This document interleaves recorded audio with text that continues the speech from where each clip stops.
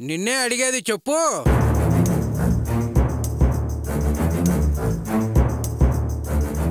ఇష్టమేనండి.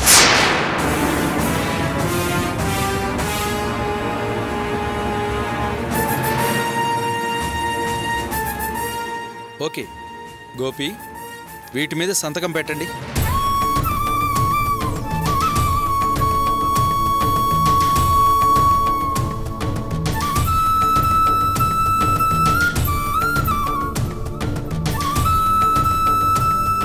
ఏంటి ఆలోచిస్తున్నావు? సంతకం పెట్టు.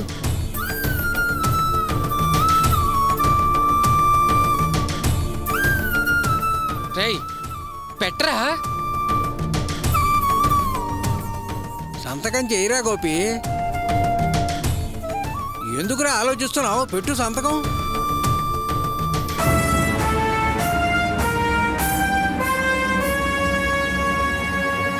రేయ్ గోపి, నేను అందరి మంచి కోరే చేస్తున్నా, సంతకం పెట్టరా.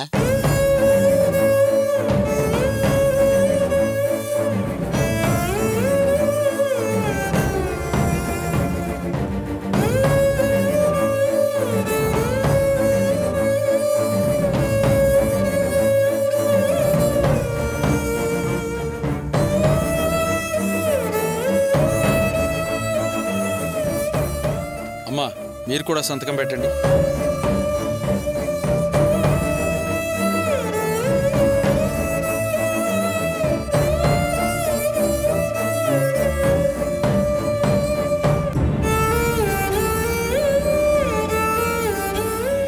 ఏంటే నీ ఆలోచన? చూస్తావే, సంతకం పెట్టు.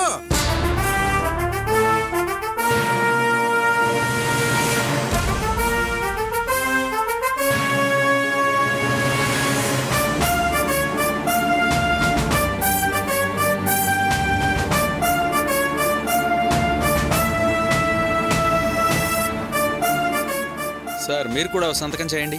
అలాగే.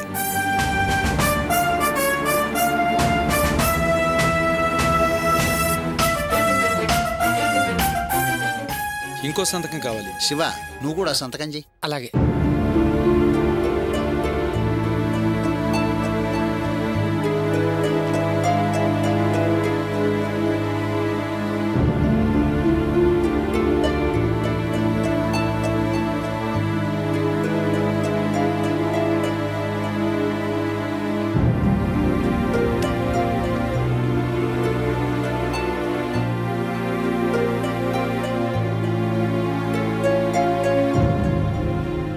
వారికి ఇవ్వండి.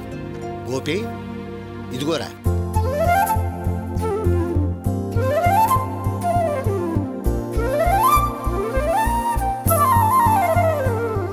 వస్తామండి.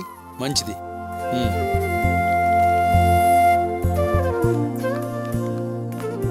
భాగ్యం, ఇందాక నాతో ఏదో మాట్లాడాలన్నావు, అదేంటో ఇప్పుడు చెప్పు. ఇప్పుడు మాట్లాడేం ప్రయోజనం లేండి. నువ్వు అనుకున్నదేది అనుకున్నట్లు జరగలేదు కదూ, అందుకే ఇప్పుడు మాట్లాడి ప్రయోజనం ఏమిటి అంటున్నావు, అవునా? సరేలే, ఇక వదిలే. రే గోపి, నా మనసు ఇప్పుడు ప్రశాంతంగా ఉందిరా. ఇంతకాలం నేను కష్టపడి సంపాదించిన ఆస్తి సక్రమమైన మనిషి చేతిలో లేదే ఎలా అనే ప్రశ్న నన్ను వేధిస్తూ ఉండేది.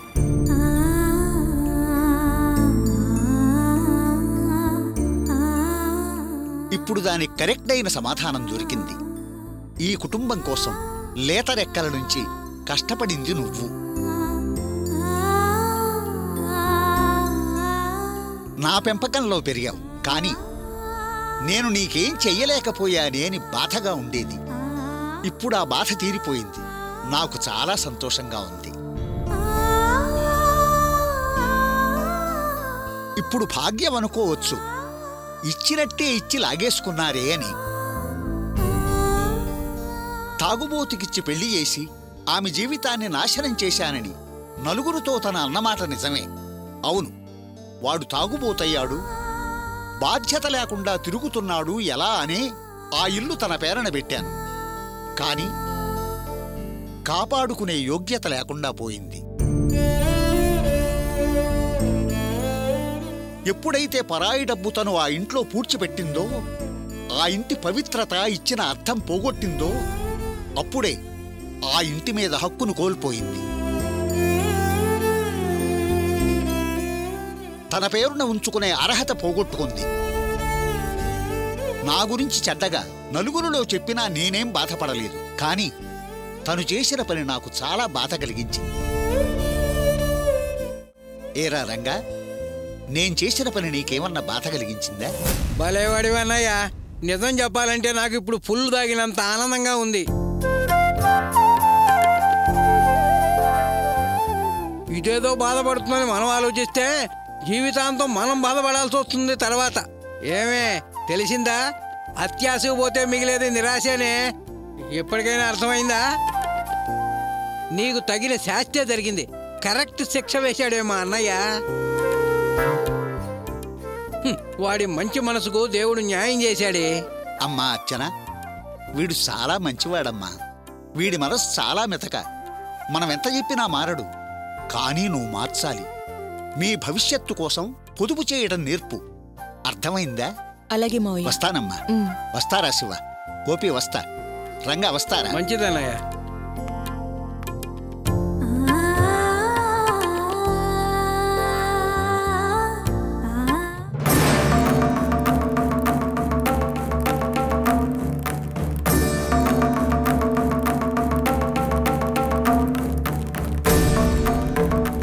ఎందుకు నన్ను అంతగా ఆలోచిస్తున్నారు? ఈ పాటికి కావ్య బావగారు ఇంటికి వచ్చేస్తుంటారు. వెళ్దాం పదండి. ఏంట్రా వెళ్ళటం? వెళ్ళి మళ్ళీ అవమానాలు పడాలంటావా? నా మనసుకెందుకో రావాలనిపించడం లేదు. అలా అంటే ఎలా అండి? కావ్య మన అమ్మాయి. పెళ్ళైన 4 రోజులకే మీరు ఇలా ప్రవర్తిస్తే ఎలా? మన తప్పు లేకపోయినా ఒక్కోసారి కాస్త తలవంచక తప్పదు. సర్దుకుపోవాలండి. ఎలా సర్దుకుపోమంటావే? మనం వెళ్ళి మాట్లాడితే బాగుండదనే కదా ఆ రోజు అక్కయ్యని తీసుకెళ్ళి మాట్లాడింది. ఏమైంది? వాళ్ళు ఏం మాట్లాడారో మర్చిపోయావా?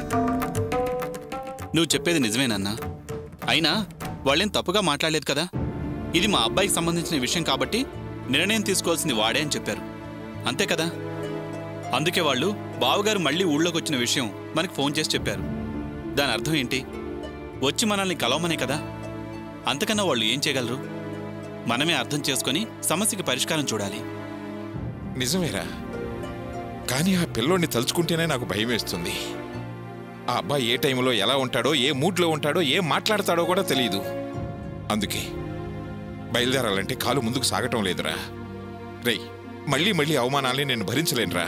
అయ్యో మావయ్య, ముందు అతని పిల్లోడు అబ్బాయి అని అనడం మానుకోండి. ఈ మాట అతను విన్నాడంటే నన్ను అవమానించారు, విలువ లేకుండా మాట్లాడారంటూ పెద్ద గొడవ జరిగినా జరగొచ్చు. ముందు అల్లుడు గారని పిలవడం అలవాటు చేసుకోండి. ఎలా పిలవాలన్నా అది అతని మీద ఏర్పడే అభిప్రాయాన్ని బట్టి ఉంటుందమ్మా. ఆ పిలుపు గుండెల్లో నుంచి రావాలి, గొంతులో నుంచి కాదు. ఆ అవకాశాన్ని అతను కల్పించాలి. మావయ్య, నేనంటున్నానని తప్పుగా అనుకోకండి. మల్స్ మంచివాడు, తెలివైనవాడు, నీతి నిజాయితీ ఉన్నవాడే. కాకపోతే మూడ్ని బట్టి బిహేవ్ చేస్తాడు. అది గమనించి నడుచుకుంటే చాలు. అదే కదా నా భయం. ఏ టైంలో ఎలా బిహేవ్ చేస్తాడో తెలియని మనిషితో ఎలా మెలగటం? ఎలాగో అలాగా మనమే సర్దుకుపోయి మాట్లాడాలండి. ఇది మన అమ్మాయి జీవితం అండి. మనం మాట్లాడకపోతే దాంతో బంధుత్వం లేకుండా పోతుంది. ఇప్పటికే పెద్దదాంతో తెగదెంపులైపోయి కావ్యతో కూడా అలాగే జరిగితే ఎలాగంటే మనం భరించగలవా? అసలు దీనికి అంతటికీ కారణం ఎవరే? నువ్వే కదా. నువ్వే వెళ్ళి అడగవే, అడుగు.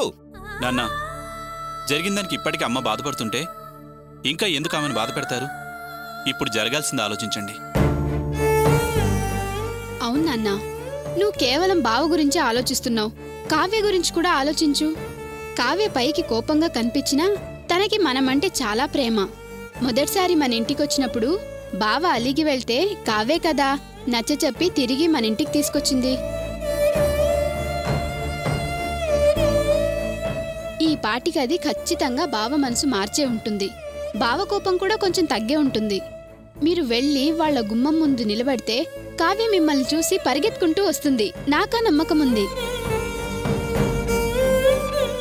కావ్య మీ మీద చూపించే ప్రేమను చూసైనా బావ గ్యారంటీగా దిగి వస్తాడు నాన్నా.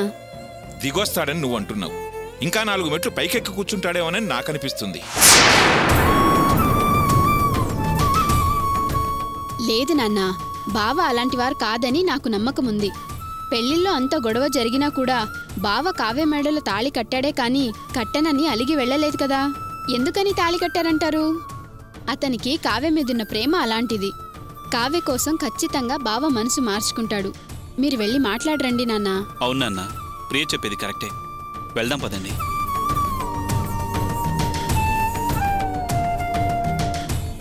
ఏంటండి మేమందరం అంతగా చెప్తుంటే మీరు ఇంకా ఆలోచిస్తున్నారు? మన అమ్మాయి కోసం మనం కొంచెం తగ్గితే తప్పులేదండి. నా మాట వినండి, నా కోసం రండి. నీకోసం అంటూ ఎన్నిసార్లు మనసు చంపుకోమంటావే? సరే కానివ్వండి, ఏం జరిగితే అది జరుగుతుంది. అలాగే వెళదాం.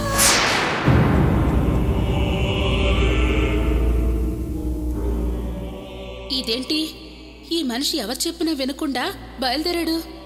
ఒకవేళ ప్రియ చెప్పినట్టు కావ్య పరిగెత్తుకొస్తే, దాని ఏడుపులకి వీళ్ల ఏడుపులకి మల్స్ కరిగిపోతే కథ మళ్ళీ మొదటికొస్తుంది. ఈ వరలక్ష్మి రెచ్చిపోతుంది. అమ్మో, ఇది సంతోషంగా ఉండడానికి వీల్లేదు. కావ్యని ఎట్టి పరిస్థితుల్లోనూ వీళ్లతో కలవనీకూడదు. ఎలాగో అలాగా దీన్ని చెడగొట్టాలి. వీళ్ల వెంట నేను వెళ్లడం తప్ప మరో దారి లేదు. పదండి మావయ్య, నేను మీతో వస్తాను. నువ్వెక్కడికే? నువ్వే రావాల్సిన అవసరం లేదు. అదేంటండి అలా అంటారు? ఈ ఫ్యామిలీలో అత్త తర్వాత అంత బాధ్యత ఉన్నదాన్ని నన్ను రావద్దంటారేంటి? రేపు మంచి చెడు చూడాల్సిందాన్ని నేనుంటే మంచిదే కదా. అవునన్నయ్య, వదిన్ని మీతో పాటు తీసుకెళ్ళండి. మల్సి బావ మనందరికంటే వదిన్తోనే కాస్త ఫ్రీగా మాట్లాడతాడు. వదిన వస్తే బావతో మాట్లాడడానికి మీకు కాస్త సపోర్ట్గా ఉంటుంది. అవునరా వినోద్, జయంతిని కూడా రానివ్వు. సరే పద. పదండి.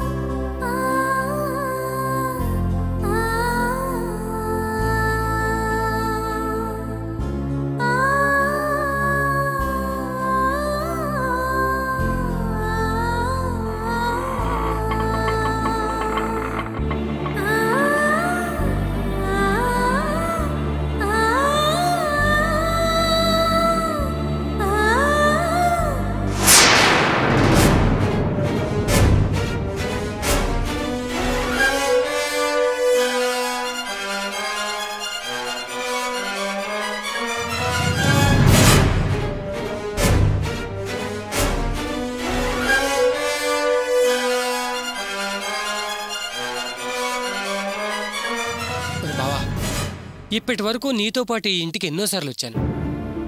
ఎప్పుడు ఇది నీ ఇల్లని ఆనందమే కలగలేదురా. కానీ ఈరోజు ఈ ఇల్లు నీ సొంతం. నాకు చాలా ఆనందంగా ఉందిరా. రై, ఇక నుంచి నీకు అంతా మంచి జరుగుతుందిరా. ఆల్ ది బెస్ట్ రా. మరికి నేను వస్తానమ్మా. అలాగే అన్నయ్య.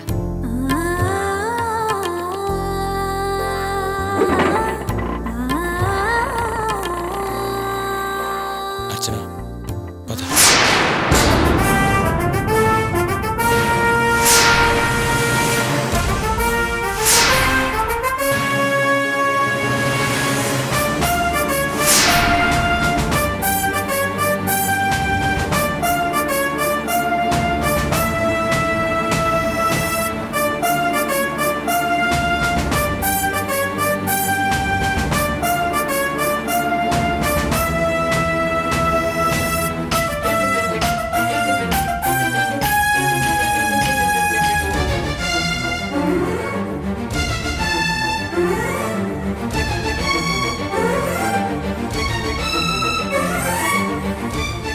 ఏంట్రా గోపి, ఇక్కడే నిలబడ్డావు? ఇవాళ నుంచి ఇల్లు నీదిరా. ఆనందంగా ముందు నువ్వే వెళ్ళాలి. అమ్మా అర్చన, వీడు నా మాట వినేట్లేడు. నువ్వే నచ్చ చెప్పి వాడిని లోపలికి తీసుకెళ్ళు. పదండి.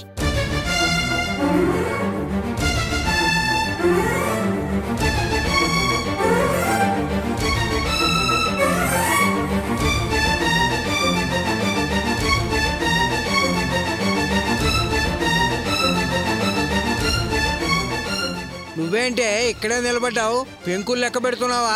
ఇన్నాళ్ళు దూలాలు లెక్క పెట్టింది సరిపోలేదా? నీకు బొట్టు పెట్టి వేరే చెప్పాలా? నడా.